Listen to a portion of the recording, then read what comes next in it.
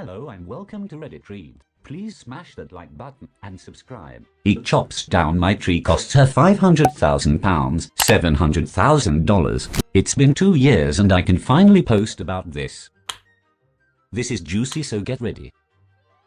Background information. We live in an old and big manor that has been split into 3 attached houses.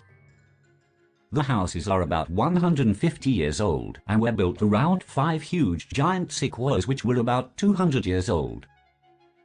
In the UK, giant sequoias are very rare and the 2 in our garden up the house price by about £60,000. We lived next to 2 really nice neighbours, one young couple and one old couple. The story: unfortunately, our old neighbours passed away, so their child and her family moved in. Let's call her Jo.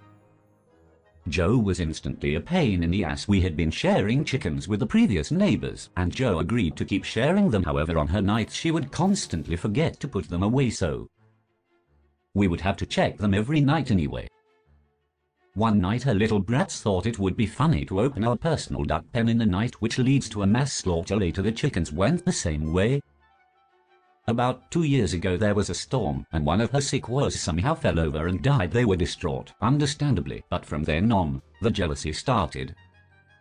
She would constantly complain about how lucky we were to have 2 sequoias in our garden and how our sequoia was making too much shade in their garden. It wasn't. Anyway, we just thought it was Jo being a pain. There were a few dry threats like they will chop it down or maybe the next storm will blow it down.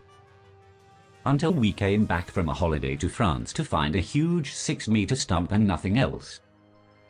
I mean, how the fuck do you get rid of a 100-foot tree in like 2 weeks? 2 of our old British oak trees had been crushed as well. My mum and sisters were crying, my dad were red in the face, and we had no evidence Jo had done it.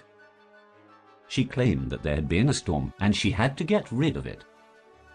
We had a security camera at the front of the house, but you can get in the back if you go through a few fields. We then were given an £8,000 bill for damages to her property, and to have the tree chopped up and remove the wood alone would have been worth a small fortune. We had lost all hope and 2 weeks had passed when my dad came running in from the garden. We had put up a wildlife camera a few months ago and had caught everything. We got a lawyer on the phone and started our revenge. We got a tree surgeon out who said it was an original specimen brought into the UK in 1860 along with the 2 that were in Elveston Castle Country Park. There were 218 around the UK but only 60 now. He also told us to call out an engineer because the roots might be in the foundation, so when they rot it could damage the house. Turns out we would need to redo the foundations. Then we took Jo to court and sued them for damage to property, trespassing and lots of other smaller claims. The tree would cost $250,000 to have another sequoia that was 200 years put in and looked after. It's basically impossible, plus the damage to the foundation which was $200,000 and the 2 oaks which were another $25,000. So with the smaller claims, it went to about £500,000, $700,000. They had to move out. And we have now paid off the mortgage, done a lovely loft and kitchen conversion, and have basically done up the house and garden as well as plant a 60-year-old sequoia tree in the back garden. We also had our kitchen counter and table made from the old sequoia. We now have a new lovely family living next to us who we share chickens, ducks and pygmy goats with. They're very nice and I make a fortune babysitting their kids. Many of you wanted to hear about the court case, but she didn't stand a chance, and as soon as we revealed the footage to her and her lawyer she gave up.